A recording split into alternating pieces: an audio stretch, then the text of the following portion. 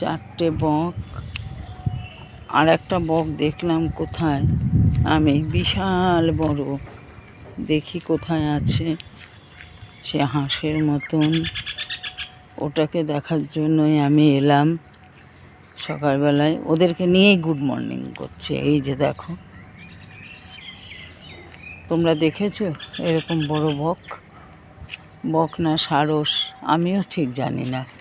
এ দেখো উড়ে যাচ্ছে, দেখো সে বিশাল বড়। সে মনে হচ্ছে, দেখলে তোমরা, দেখলে কিনা বলবে।